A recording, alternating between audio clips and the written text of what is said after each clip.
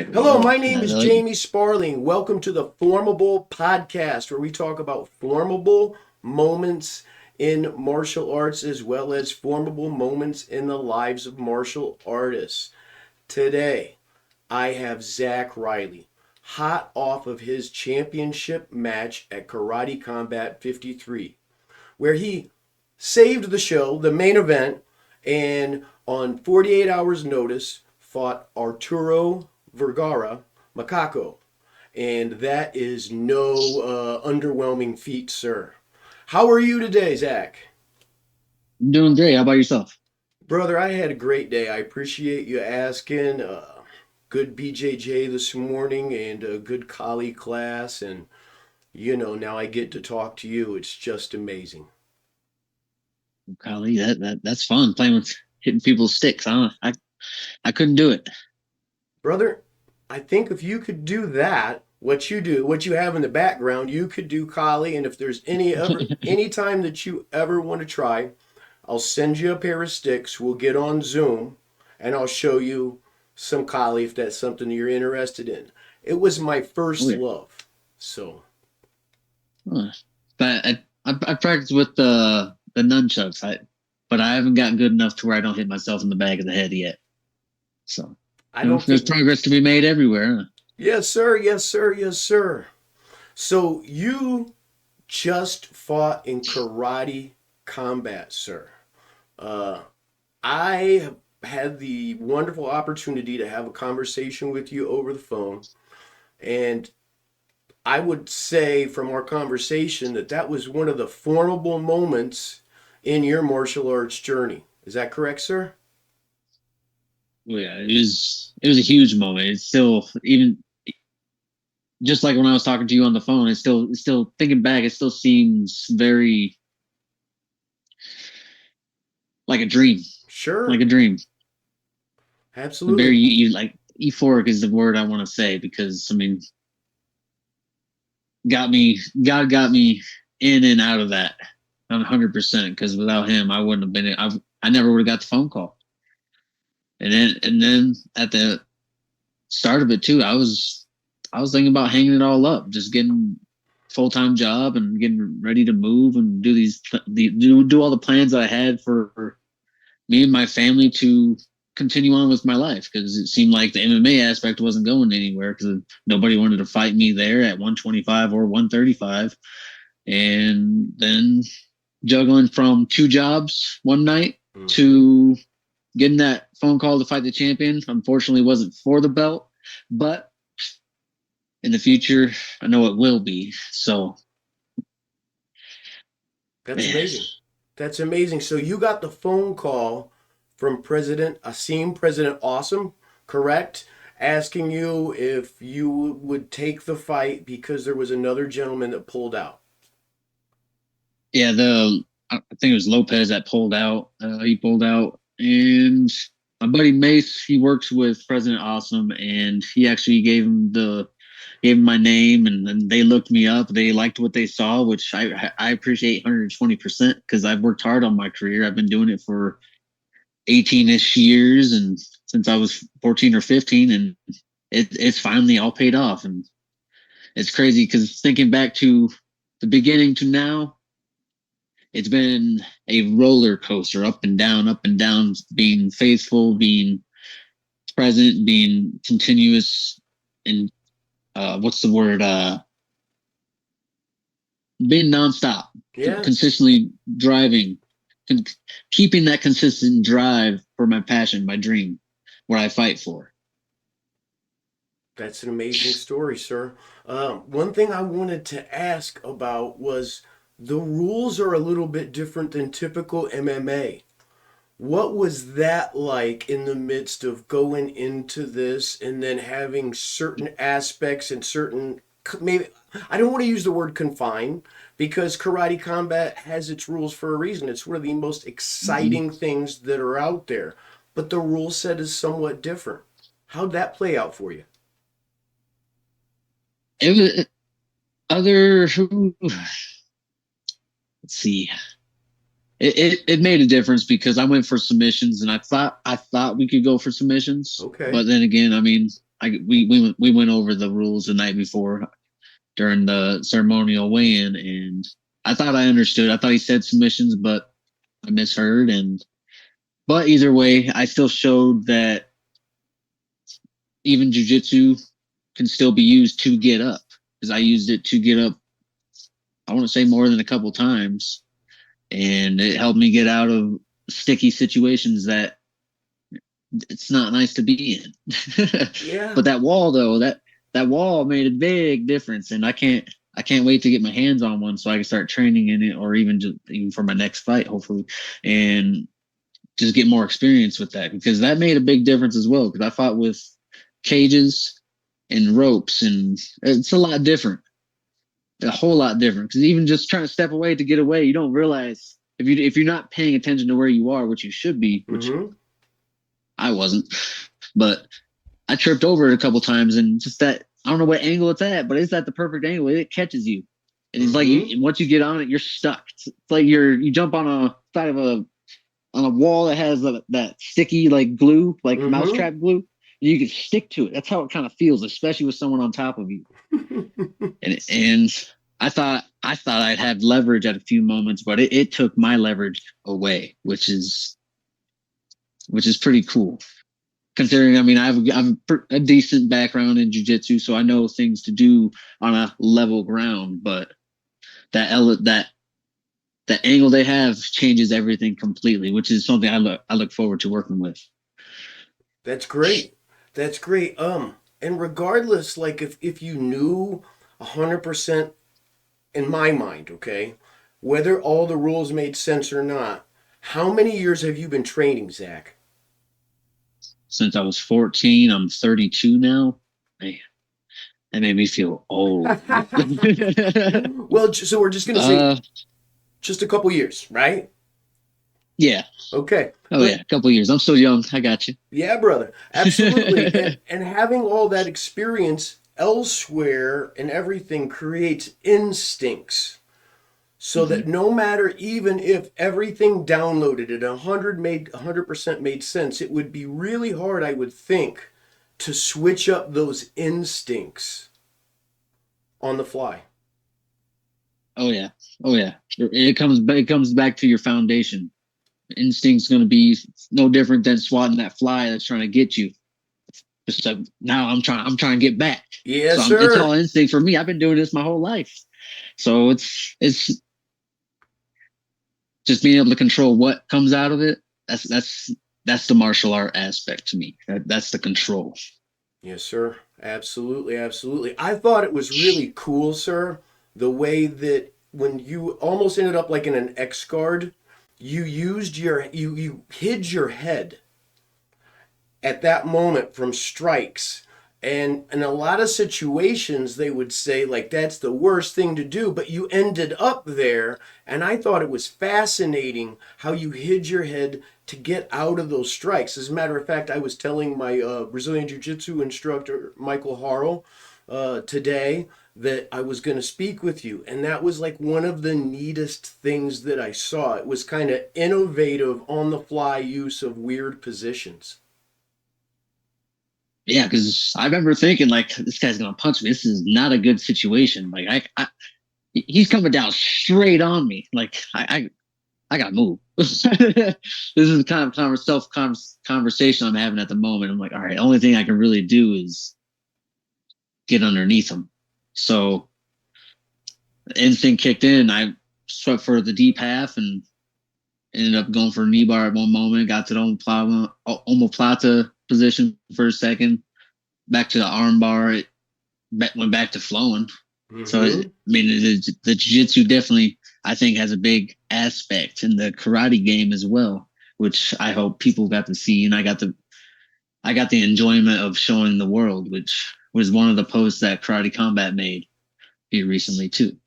When I saw that post, it made me so happy because when I watched it, I was like, that's brilliant. You know what I mean? And I mean, and necessity will kind of bring out brilliance at moments, but I just thought it was absolutely brilliant the way you did it. And then to see that post where they were giving you flowers for creative use of positions was great. and it made me feel awesome. I thought it was spectacular. I mean, it made me feel coming off a loss, especially a TKO, for them to still put that out there for me. I truly appreciate it. You're a very grateful guy, man, and they showed you a lot of love, for stepping in and doing all those, for stepping in, making way, everything that you did in order to move forward. They seemed to show you a lot of love. And then I saw during the weigh-in piece that you and Arturo were absolutely getting along, and he seemed to be very thankful as well that you stepped up and that he had an opponent. Is that how you felt about it? Yeah, he's a good dude. I have nothing but respect for him. Honestly, it was an honor, and it was a blast to share the pit with him, and to do, to do it again, but being trained this next time and properly prepared. Mm-hmm.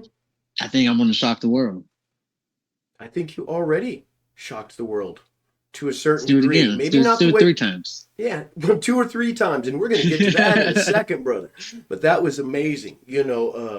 Could you tell us a little bit about your history? And I'm really interested also in your walk with faith. I mean, they call you the Anointed One.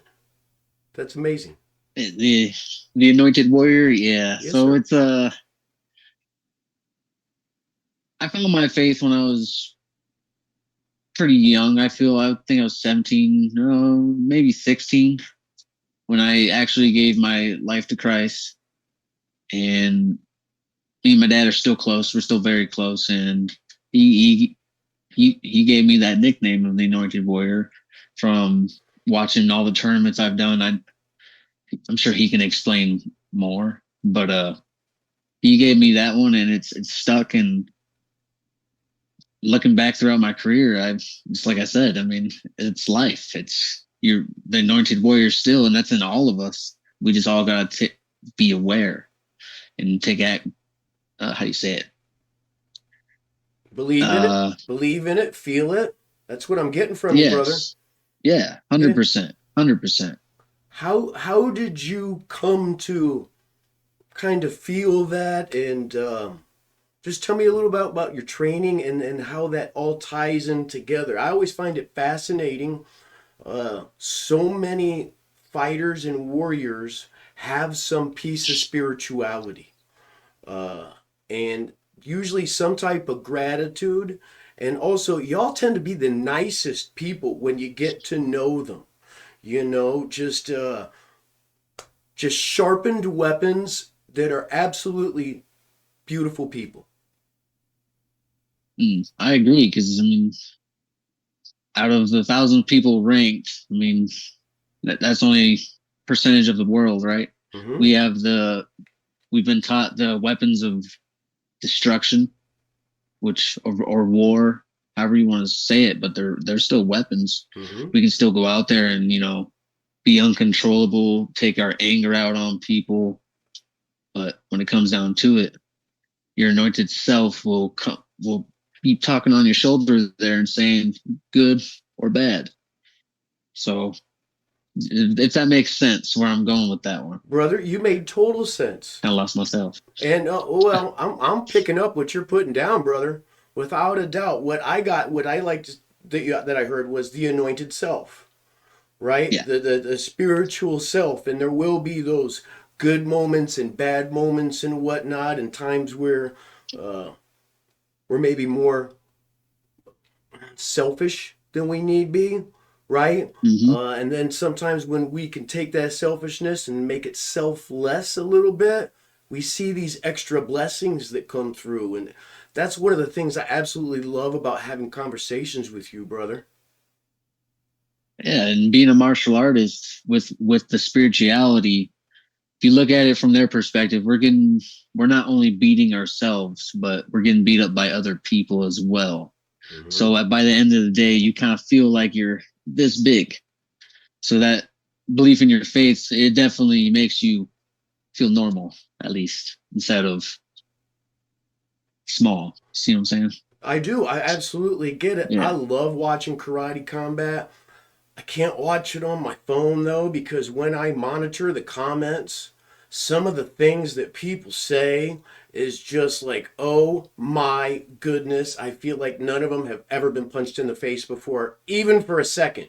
And the things that they say and the way that they kind of come at you guys, I don't know. It's too much. It's too much.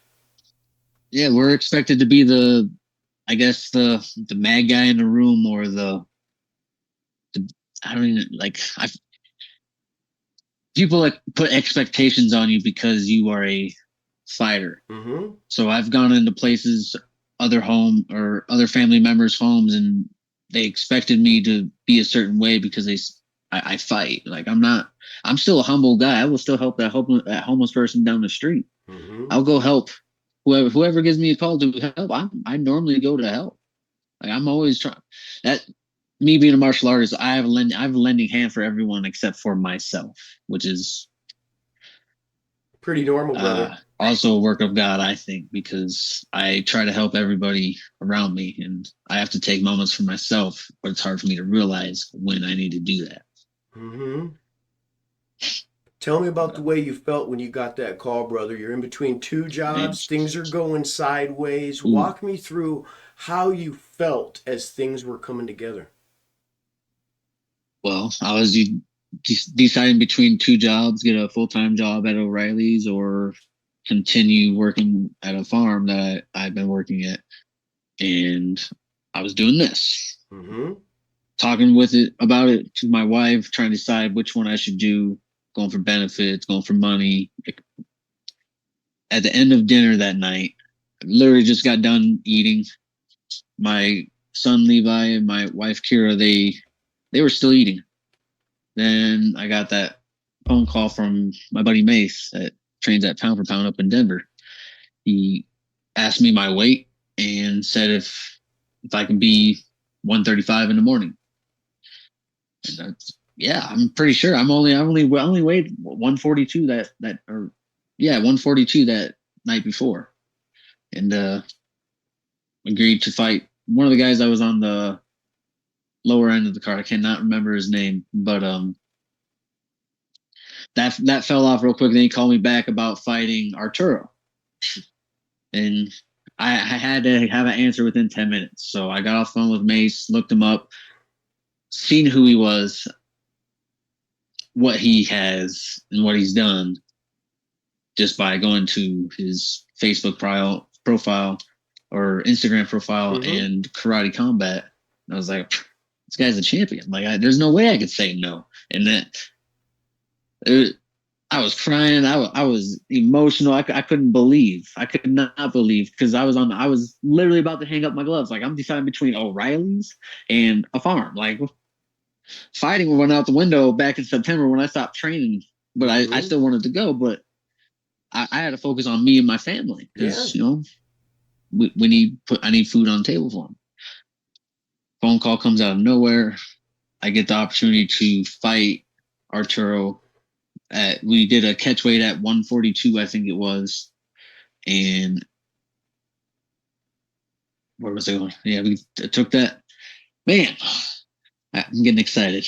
Brother, Took that's all that good. fight, and sadly, it wasn't for the belt, but I know Arturo wants. He wants it again, and so do I. And I hope he gives me the respect and the chance to do it again. Which if I have to earn my way, I'd be more than happy to earn my way because I've been at the top of the heap in Colorado since I was a teenager, or since I even in the amateur ranks, which was teenager. But when I turned 21, I turned pro, and I've been at the top of the heap here, and I've been waiting for the UFC to call, and they haven't. But the UFC of karate definitely did, and man, I can't wait to get this going because karate was one of my first uh, First martial love? arts that I've Yeah. learned. Mm-hmm.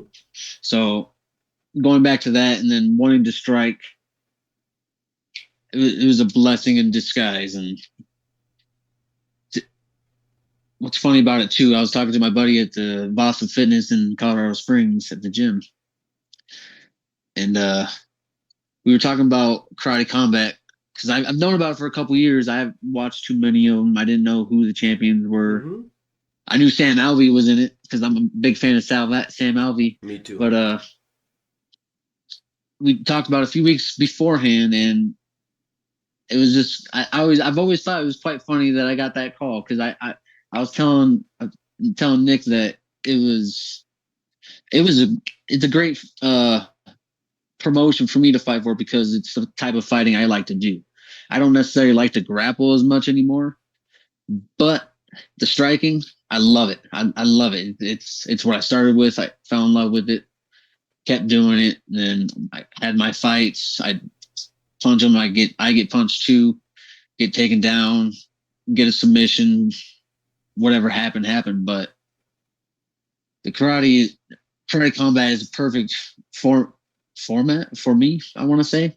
Yeah. Because of my fight style. Because I mean, for not knowing the rules and the first time in the pit fighting the best guy in the world at karate, he's a bad dude, and I have so much respect for Arturo, and I cannot. In fact, me and him need to get together and get some dinner or something sometime. But I can't wait to get a rematch with him because that was a blast, man. And karate combat treated me so well. I've been treated by promotions. Just that last one beforehand in Michigan, he couldn't even text me back. So, I mean, to be able to be in communication with them, I'm thankful. I'm very thankful. Karate Combat has treated me great, and they keep communication with me. So I'm very thankful. You have an attitude of gratitude, brother. Every time I talk to you, that's just how it goes down. So the same night, you're talking about going between two different jobs. You get the call later that night, right? And when you're talking about this with your lovely wife, Kira, correct? Yes? Okay. And then when you got the phone call, and I imagine putting the phone down and looking at her and telling her what's going on, what kind of conversation was there going on in the Riley home, brother? Oh, man, it was a dream come true. I started crying. I couldn't believe it. Like I'm getting kind of emotional thinking about it now. Because I couldn't believe it. Like I looked at my wife, and it's like I don't even remember the words I said. I was just so emotional at that moment, and it was just, man, it was a work of God. Man, I was excited. Yes, very excited. Still am, but the warmth, the presence, it came in. He gave me the sign that here's your answer. And it's hard to even express that feeling because the best word I could think of off the top of my head is euphoric. Because the dream came true. Like, oh my God, like there's no way. But then it still seems that way looking back at it. It's like I have to watch the video to make sure it did happen. Yeah, like, oh my God. I bet. But you've been faithful during a good majority of your career in your life. Can you tell us about like other times how that kind of played in? Just tell me about your walk with faith and fighting, brother. Well, all right, it's been a long road. Let's see. When I was younger, I think I was 18. I got a motorcycle. This is recently after I gave my life to Christ, and the reason I bring up the motorcycle is because I got in a motorcycle accident at 55 miles per hour on my way to practice. I didn't have a helmet, no protective gear, tennis shoes, no gloves, and a backpack. And at 55 miles an hour, laid it over, and all that came out of it was a couple scrapes and abrasions on my elbows and knees. And being at 55 miles an hour, the momentum of your body turning and flipping, going so fast, some people don't survive that, or they hit their head and they can't remember anything anymore. That was my first experience with God, and I know He was protecting me that day because although I was upset about my bike, I still had a fight the next weekend after that for RFA 34 in Denver, I Mm-hmm. still came out with a submission win at like a minute and 4 seconds in the first round. That's amazing, brother. Yeah, I mean, no helmet going 55. That's not supposed to happen like that, right? I mean, more than likely. I wouldn't think so. I mean, that's pretty fast if you ask me. I mean, I'm pretty sure people have died in vehicles that going 55 miles an hour. Absolutely. The math doesn't add up, so something had to be there for you, brother. Yeah, it's just like everything changed when I did get that phone call as far as the karate combat. Mm-hmm. I got things going with the YMCA with my wife. So I don't know. Huh? I can? Yes, just more coming soon. Okay. So with the YMCA, Mm-hmm. we're opening up a new MMA program throughout the YMCA department to the department is mind, body, and soul. But MMA is what I'll be teaching throughout the YMCA. Good. So you're gonna be So it's is this gonna be you're gonna be sharing it with kids to start, or yeah, with brother? kids, parents, 0 to 99 age group. Okay, all right. That's funny. At my school on Tuesday nights, I tend to have everywhere from a 12-year-old to a 77-year-old in the Oh same man, class. 77. Brother, I'm telling you. That's And awesome. it's the beauty of being able to do the weaponry, right? But both of them also hit pads and do a little boxing and absolutely love it, brother. That's so cool. That's awesome. Yeah, it's we have a lady at the YMCA now that walks a track or runs a track every other day. I want to say every morning at 5. She's 103 and runs that track every morning. And It's inspiring, isn't that's it? yeah. Thinking about it now, it's like wow. I hope I can walk at 103. Might be Mm. 6 feet deep, but I mean, I'm walking somewhere. Right on, brother. Yeah, absolutely. And I mean, sometimes my guru or our grandmaster is Dan Osano. That was Bruce Lee's best friend, and he's 88 years old. And he tells us all the time, don't stop moving. Don't stop moving, right? Because that's just Movement is life. yeah, brother, movement is life. Absolutely. And if that lady wasn't there at that time religiously, maybe she wouldn't be moving so well. You know what I mean? And but yet it can't be easy.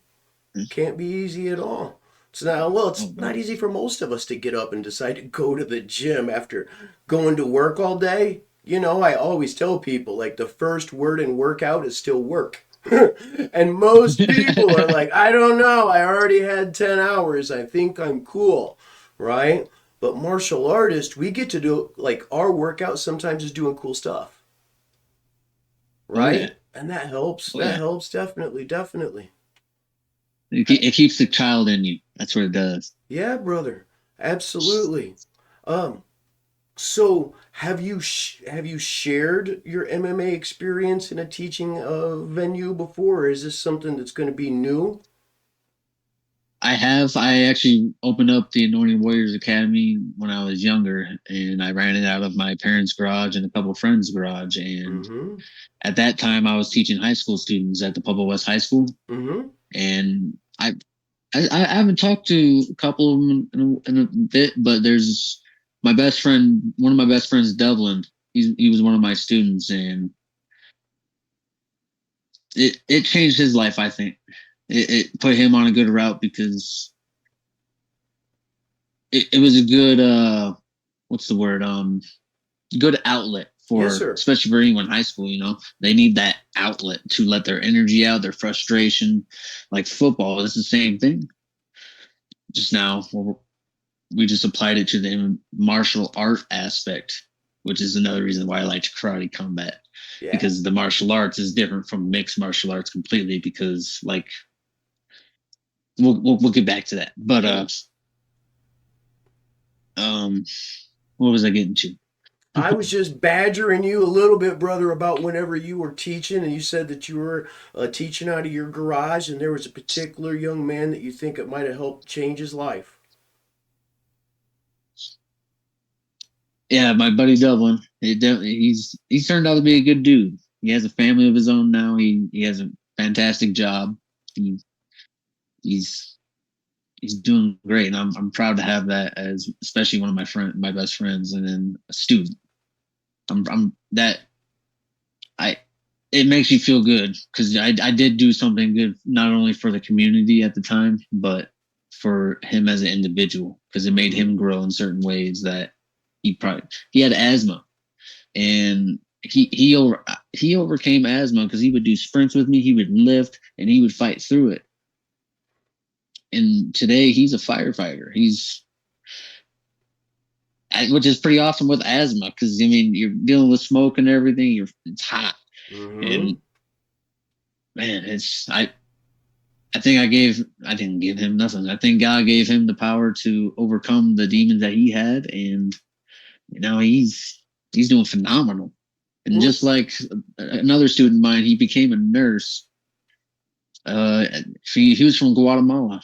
Jose, he was from Guatemala, and I think he's a RN now, somewhere up in Denver. When I last talked to him, so I, I think I started. Didn't realize it till now, but I think I started something great, and I just need to jump back on that because I did divert from God there for a while, and now mm-hmm. here.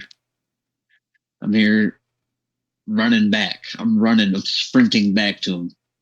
Brother, I when I talk to you, I hear you sprinting. I see you smiling, and what I heard there was, and you said, well, you didn't give him anything, but maybe it got through to him, brother. I know my first That's all it seafood, took. yeah, my first seafood was the only one who got through to me. Like I quit high school. I was not going to go. I was not into it. I was also asthmatic. I did not like gym class. All that different stuff was not going to do it. And then after training with my first Sifu for about a year and a half, he just looked at me and I said, well, everybody's like giving me all this crap about like a high school diploma. You know what I mean? Like, I don't even know. And I'll never forget it because we're getting ready to spar. And he just looked at me and he goes, well, I think you should get it. And then we touched gloves and went to go, right? 2 weeks later, I came running to the gym and showed him my GED, my good enough diploma. Turns out I was Oh just yeah, smarter than I thought I was, and I had more inside than I thought was inside. But it took him to bring it out. Maybe that's what you helped with those guys. yeah. I agree. Yeah, I like that. that brother, that's what it sounds like to me, you know? So, right now, at this time period in your life, right? Getting back to training some more, getting ready to start this new endeavor.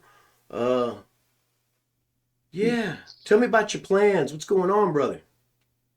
Well, I'm finishing up this job I got now Mm-hmm. up at the farm before I take up the YMCA, and we got to get the ball rolling on that and do some more talking, and then once it starts going, I'll be training back to full time, teaching kids back to spreading the gospel and putting putting something out there for the community that's going to be an outlet for our youngins because they Mm-hmm. need that, especially nowadays because all this technology that we do have, their eyes are they're fixed on anything that's not reality. Mm-hmm. So best way to bring reality is I think and every kid loves it. It's martial arts. Absolutely, brother. I mean, when I grew up, I started martial arts maybe, I don't know, a year before the first UFC. So a good majority of my life was like sitting around watching Jean-Claude Van Damme movies, trying to do the splits and hoping for the best. You know what I mean? Right? Oh And yeah. so there was this element of martial arts and like if I could just get some of what they had in here, I felt like everything would work itself out. Uh, but it helped change my life, brother. And it sounds like that's what you're doing for others and that's what's been given to you. And if we don't keep that flow, right? Constant movement. Yeah, brother. Totally. If we can't keep that flow, then maybe it just stops. You know what I mean? Many times for Yes, myself, sir. I just turned 50. when I go into the gym, sometimes I don't want to necessarily go teach. I love what I do and I love my students without a doubt. And I'm so grateful, but sometimes, especially up until about a year and a half ago, I had 3 jobs. So, like, it was hard to go. And I used to tell these guys, thank you so much. Because if you weren't here and you hadn't paid your dues, I might have went home. I'm tired. But I Yeah. came, and now we've made it through 2 hours of classes, and I feel good, and you feel good, and I'm just so appreciative, man. And it's always cool to walk in with a certain mindset and you walk out with an even better mindset. It's one of the Yeah, best feelings in the world. that is one of the best feelings in the world. Even if that mindset is like, hold on, I better work on that. Maybe I better straighten my jab. Or maybe now I'm looping my punches, or whatever that is. As long as I don't hold on to that. You know what I mean? I'm like, oh, I learned something today. Mm-hmm. You know? 100%. 100%. Yeah, brother. So when you first started, did you, well, I'm also kind of a little nervous, okay? So I didn't, when you first started, you started with karate, right? Yeah. Yeah. Okay. And what was that, a particular style of karate or Taekwondo. taekwondo? Beautiful. Beautiful. One of the most popular martial arts in the world, and a It's lot hard. of, I for, got up to the blue belt. That's, did that's you? about it. Yeah. That it's it's been Americanized to here. Mm-hmm. So blue belt, it's all going to be through forms, which I never got into the forms. I didn't see the purpose in them, but being older and more patient and looking at the big picture, I understand now with more of a purpose. I have a better understanding of the reason why they have the forms. Yeah, but when But you're, back then, it was dumb, you know. oh, I understand that because there's a lot of folks that come to our school and we've only got a couple little itty bitty forms for the kids, but most of it is partner work, and all Mhm. that different stuff. And a lot of folks will come from a different system and be like, well, I don't understand why I had to make these shapes with my body, and at 50 now, I'm starting to learn more forms because it's good for me my memorization and make those shapes and to open the body and all that stuff. So that's something I Mhm. think takes a little bit of time to appreciate. It definitely does because just starting out, even being young, it's like this kind of sucks. This hurts, but then a couple years later, it's just a normal movement. And then if you take time off, it starts to suck again. But if you continuously stick with it, make it your foundation, your reaction, your what's the word you said earlier? Uh, your instant is Instinct. it reaction? Your Instinct. There instinct, it yes is. sir, Make it absolutely. your part of your instinct, and I keep losing where I'm going. Brother, it's all good, man. It is all good. Yeah. So Taekwondo, did you do some kickboxing matches? And by the way, Zach, I should know all this and have researched, but I really enjoy just talking to people, especially you, just openly. You know what I mean? So I didn't do a whole lot of research. So if I ask questions, these are things I should probably already know, but it just gives us a few moments to like a talking point.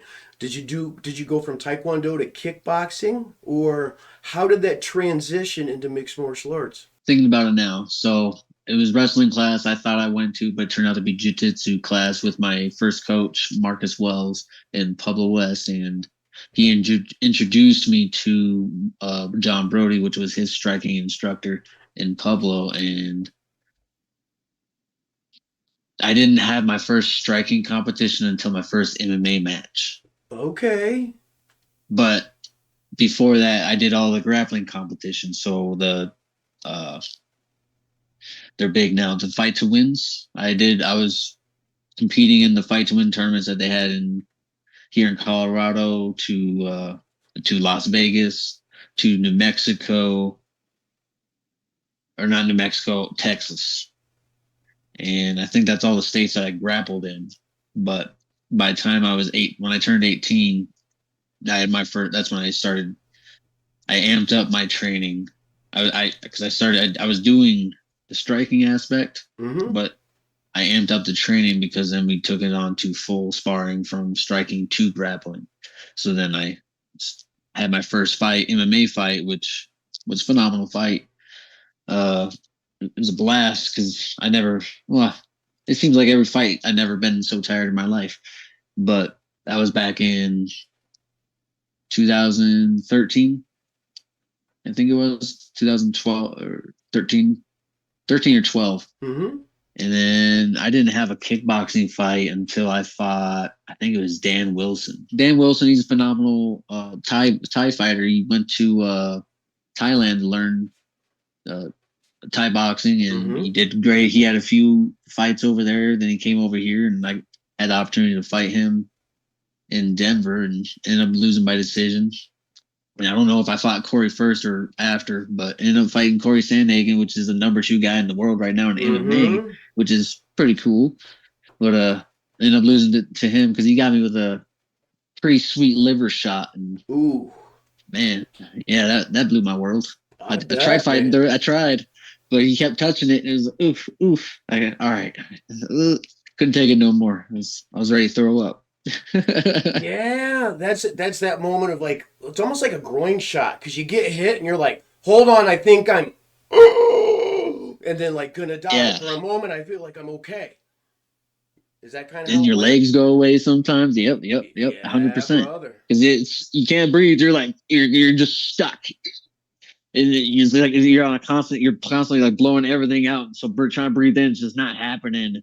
And you trying to move, and then your legs go out. What is happening? Your body's just shutting down. You're trying to figure it out. This is like first time. It wasn't the first time, but in a fight, it was the first time for it to happen, and it blew my mind.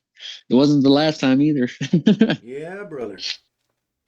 So you went in and thought you were going to wrestling and it ended up being jujitsu?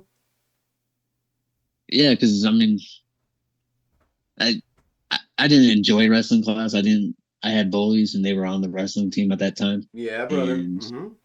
so I hated practice. So to walk Mm-hmm. in and then it wasn't even wrestling. It was jujitsu or whatever we were doing that day. I don't remember exactly, but it blew my mind because I fell in love with that. That changed my world.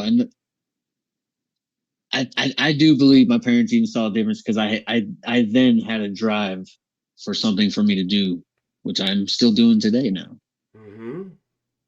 So I'm still chasing to be, well, not just a UFC fighter, but now I'm going to be the champion of karate combat. It's only a matter of time. Yeah, brother. That's what I'm talking about. I mean, 48 hours notice, came in, against the champion who is like he's one of the most exciting fighters, really good, all that. And bro, yeah, I think the karate combat's probably going to be your home. At least we're hoping so, right? I, I, I see it. I see it. And right now, I mean, I see it. That's all I see right now. I've been hungry. I'm getting back to. I just got back from the gym today, and I'm I can't help it. I can't wait because when they do call, I'm gonna be there wherever they want to send me. It doesn't matter. It doesn't matter who, because I've already showed up and stepped up to the plate to fight the best guy in the world. And Mm-hmm. I'm I'm gonna show up and I'm gonna do what I do. And thanks to God, because I almost walked away. But he wouldn't let you. No, he didn't. In fact, he added more to my plate because I'm going back to teaching because I haven't thought about teaching really until I got into this phone call with you, and the feeling of teaching, like I was saying, walking into the gym, you can walk in with whatever mindset you want, but when you walk out, whether you're teaching or learning, you're walking out feeling a whole lot better. You're positive. It's a whole flip. Yeah. It's hard to get there. Hard to get there some days, but I almost never leave and think, man, I should have just went home. Like that's, Like maybe like a 0.001 time or whatever, just because you got that liver shot in sparring or something, or I did, right? Where I was like, maybe I should have taken this day off, but almost never, 100%. man, almost never. And the connection that we can have with our students, right? I mean, I was talking to my wife, and she helps me, and she's also one of the instructors at our school, and we're slowly building, right? Building, and right now we got to really watch it because we need to measure our success by lives changed. And then the financial piece will follow.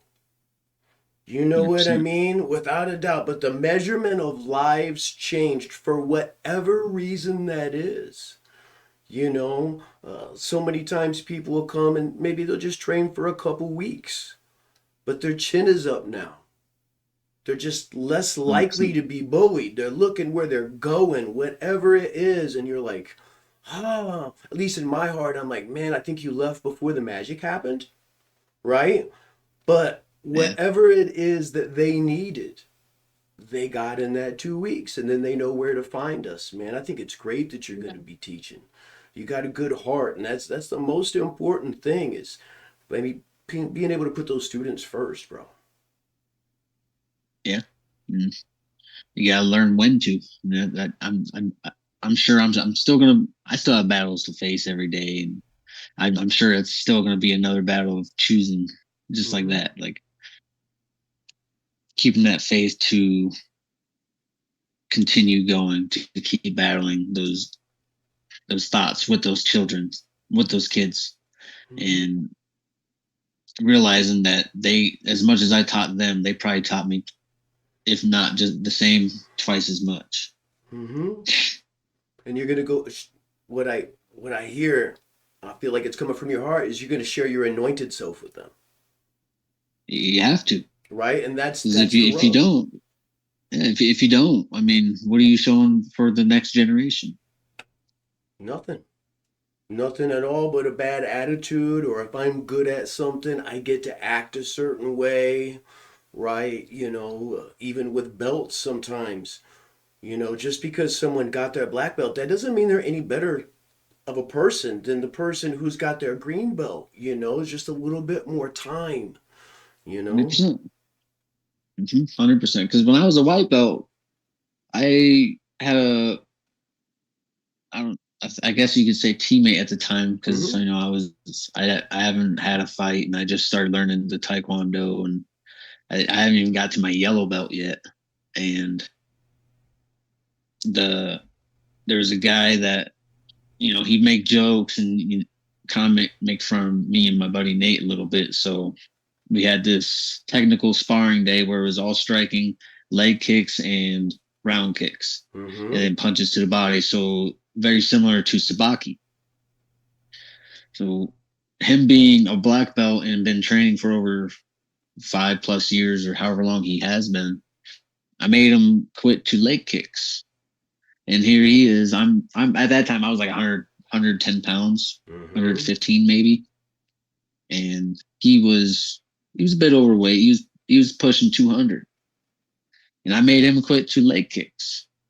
But that's the power of God working through me, because that's just another David and Goliath moment. I appreciate I you have a saying few that. of those actually now that I think about it, because when I had a grappling tournament, I went into what's that called? They have a bracket where you can just enter in. There's no weight limit, Absolute, no is that what it is? belt limit. Absolute. Yep. Okay. Did absolute, and this guy was like a super heavyweight. He had to be like 7 feet tall. He was jacked. And here I am. I'm 120 pounds, and this guy is towering over me. I used to have the video on YouTube, but I don't know what happened to it. I ended up losing the grappling match, but there was a moment I thought I had him for a second in the little guillotine or something, but Mm-hmm. he just laid on me, and I couldn't breathe because he was so damn big.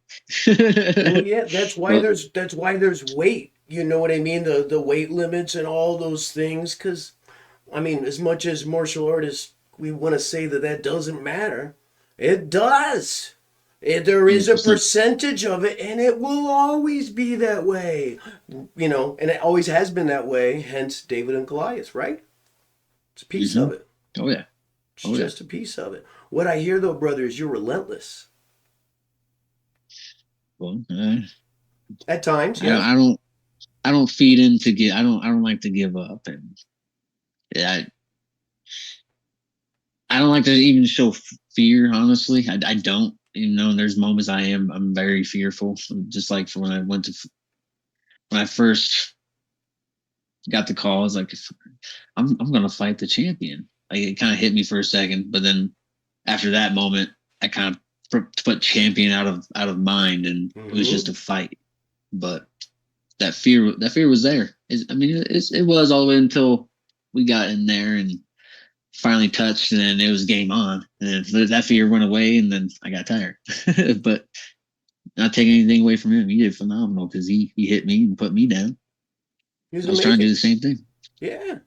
Well, he knew I mean, he is the champion. He is amazing. And then there's also the point where he did have more than 48 hours notice. So that's a thing, right? So Yeah, that he was trained to fight. He's been consistently training, and I came in from I haven't fought since September, and I fought at 145 against Austin Bashi, which is in the UFC now, and I haven't trained since that. And that's what 6 months. mm-hmm. I haven't done much. I went to the gym to lift, heavy a couple times a week and do a nice little jog here and there. It wasn't I was training more for my health than a fight. Mm-hmm. So for me to get another opportunity and to prepare, man, I think it's gonna be a big difference because there's no grappling, so I don't got to worry about a takedown so much to a point Mm-hmm. because that wall is pretty much you. Once you're on it, you got taken down, and it's different to get off of it. It looks like a totally different structure. It's the neatest thing ever, and my inner martial arts nerd is coming out because it's almost like I can hear the blood sport Kumite in the background whenever I look at it. I'm like, oh, Yeah. that's so incredibly cool. You know, and the way that they've designed the rules to make it a much more exciting fight for the viewers. You know what I mean? The very first 100%. UFCs, I remember getting those at my house and having my friends going, I don't understand what's happened. Like one guy, my roommate kept saying, well, I think you should just knee him in the tailbone. And I was like, I turned around and I was like, I don't know. But I did read the stats, and these guys have fought all over the world. Something tells me if it was that easy and that simple that we figured it out watching TV, Hmm. there's probably more to it. And now, like, obviously, more people know about jujitsu, and that would be ridiculous to be on one knee and try to knee at that position. You know, you're going to get swept. Yep, 100%. I, It's a big. As soon as you're thinking about it, you're already gone. yes. Zach, do you think that your experience with some bullies, like, I went through a lot of that myself, brother, okay? Did that feed into the relentless piece? And, you know, you are. You are one heck of a sweet guy, but you're still a fighter, and a fighter has to be relentless. I believe so. I believe it did feed into it because there, I got into a lot of fights when I was in high school, and I didn't. I never. I wanted to make it a career, but I didn't think it would actually happen. But then Mm-hmm. somehow did. But man, I'm floating today. What was your question again? I'm floating too, brother. I'm floating too. Just your experience with bullies in high school, right? Kind of play into the relentless person that we saw. I'm a fan of karate combat, okay? And I turned it on, and they're talking about a guy who took a fight in 48 hours notice, right? Not everybody would do that, okay? Especially against a champion. I mean, I have no idea. I'm not a fighter, okay? But at the same time, Did those bullying experiences, did that play into the person you are today? I want to say yes because I, I had opportunities to face those bullies, and there's times that I did act on it. There's times I did the right thing by turning away. Mm-hmm.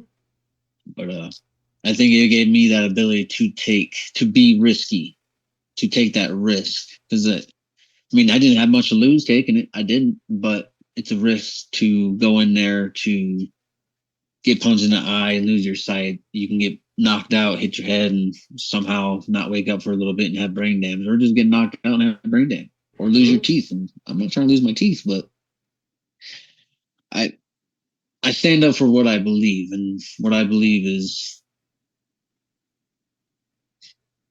well, it might sound cocky, but I'm one of the baddest dudes on the planet. That's something I've always told myself to get through the workouts, to get through the bag work, to get through the beatings that I took in and out of training, which I think it helped me man up to be able to say yes, to stand up for myself. I think that's what it helped me overall with the bullies. It helped me once I stood up for myself. That, that first time I did that, it gave me that thought to I can do this. This is my choice. I'm not going to allow this, or I will. That's the beauty of martial arts, brother. That's what you're gonna give to these kids and to these adults that come train with you. Because we never know what Yeah, because anybody's going through, right? I mean, everybody's fighting some 100%. type of battle that's going on that we're not seeing. One of my martial arts teachers, his name is Rick Fay. He is amazing, but he'll tell us sometimes when he's teaching a seminar, there's like 100 people in the room, he'll say, I know why you're here. And it's not the reason that you necessarily think you're here. So remember that.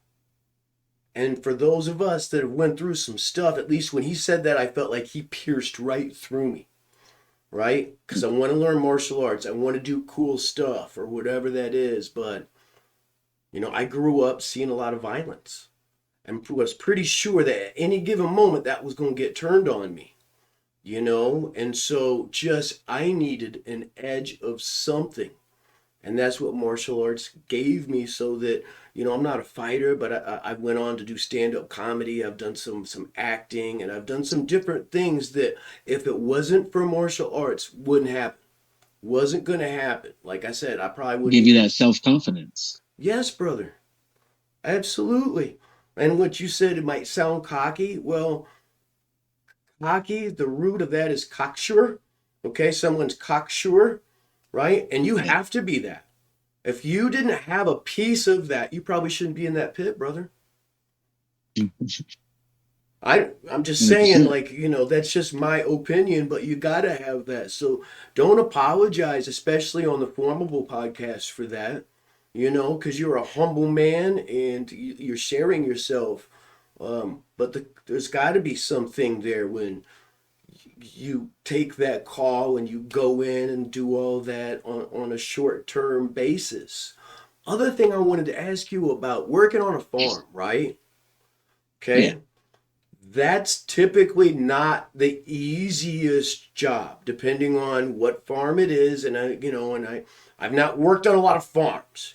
All right. However, like traditionally, if you look at like martial arts, like in China, right? The martial arts where they had a lot of big movements, like Shaolin or something like that, right? That Yeah. came from the north where they were country people. So, like, if it's like in a movie, they stood in a horse stance for like, was supposed to be 12 hours. But in all reality, somebody, since they were a kid, was like, yo, you got to go get us water 5 times today up the hill, right? So, those things play in, right? To those things. Do you think working on the farm and working hard was something that maybe helped? 100%. Because just like any job, you don't want to not do your job. Like if you don't want to half-ass it either. You Mm-hmm. want to be a man. You need to be able to say you're going to do something and do it. If you say you're going to do this job, you better do it, right? Mm-hmm. Which was kind of that's how I kind of think about that part because I mean, but with it relating to that, I think it did because it didn't teach me necessarily the strength or anything of that sort. It was more patience. Mm. It taught me more patience than anything because these you can't just get it done in a couple. You can't just take these couple lights over here and take it. It's a process. So you got to Mm-hmm. be patient going back and forth to move 150 lights to get it out of the water or out of the rain because the roof blew off. Mm-hmm. Or you have to be patient because now you have to do the wiring for the security cameras. Or you have to be patient because you're waiting for this guy to help you on the fence, Mm-hmm. but he's slower than molasses. But I think that's the biggest thing I learned from the farm aspect is patience because that's even on like a farm with animals, you Mm-hmm. still have to be patient with them because you ain't just gonna move no big pig or a Mm-hmm. big calf. There's no way you're gonna do it. And if you think you're just gonna walk up to some horse, I mean, you better be patient because if you show that energy, they're gonna get you. They're gonna let you Yeah. know that they're not gonna allow And that's one where if you do get kicked it, it's life changing. it. Right? So Most definitely. so proceed with caution, as they say. Oh my gosh, Oh. man. So Zach, if you could give one little piece of advice to our viewers, something like uh like an action step or something like that. What kind of advice or what would you tell them to look out for? Hmm. I would say open up your heart and be truthful with yourself. Have trust in God and yourself and keep pushing forward because the moment you think that it's no more, God has other things to plan. Brother? And unfortunately we don't know what that plan necessarily is or how it's going to lay out. So we have to be patient and listen and open our heart to understand that maybe our son, wife, or grandparent is trying to simply just teach us something. Zach, that's my favorite answer that I've ever got to that question. I just want to say thank you. Very honest, very open, and you're a true warrior. That's my favorite answer that I've got in over 10 episodes. I really appreciate that. I True story. Do you have anyone appreciate it. that you Thank could you. recommend for our show? Ooh, let's see. Well, You there's don't. Robert Trujillo. He's the power slam champion now. I could recommend him. I think he would be a good one for you to interview. Um, Justin Houghton up in Denver. He's the pound for pound coach. He's another Mace from Pound for Pound as well. He's another phenomenal fighter. He works with Karate Combat as well, or Cutman. And then uh, Austin Haverkamp, I think that's how you say it. He's a phenomenal fighter coming up in the ranks at 135. He just turned pro not so long ago, and he won his first two fights, I think it was, as a pro, one or two. He won them both, and he's a phenomenal one that I think you would love on your show as well. But then, Appreciate that. Appreciate that, brother. And it's very. Would you come back and talk to us again? most definitely I would really like to have you back, and I've enjoyed every moment of this conversation and every text message. And as much as we haven't been able to talk as much as we wanted to, but you're a very genuine, humble, and intelligent guy, and I really appreciate you coming on the show today. I appreciate that. Thank you. You're very Thank you welcome. so much.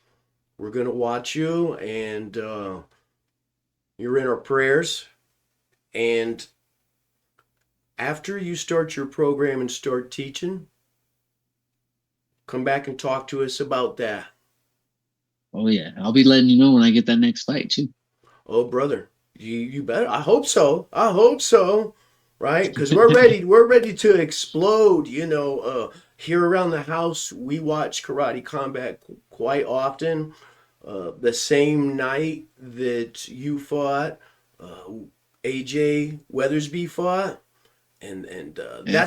that's my wife's favorite fighter. And that's I reached out to him one time, and I was just like, "Hey, could you come on the show? You're my wife's favorite fighter." And he's been so humble and so such a blessing, to come on the show a couple times and whatnot. And when he won his decision, we live out in the country, but I'm surprised somebody didn't call the police because there was some yelling going on in here. And that's going to be the exact same thing that happens when you get on Karate Combat and you win your next bout, brother. I appreciate you coming on and spending time with us today. And we will see you soon. Yes, sir. All Oh right. yeah. This is Jamie Sparling. It's kind of ghosting out here a little bit at moments. Jamie Sparling, the host of the FormABLE podcast and head instructor of Affinity Martial Arts and Wellness in Wausau, Wisconsin, with karate combat fighter Zac Riley. Thank you. Leave us a comment and then like and subscribe and all that great stuff. And if you leave a question for Zac, I'll make sure that he gets it, and he'll come back and answer that question for us, because he's just a wonderful person and we love having him on. So this is Jamie Sparling and Zac Riley from the FormABLE podcast signing off. Awesome. Thank you. Thank you.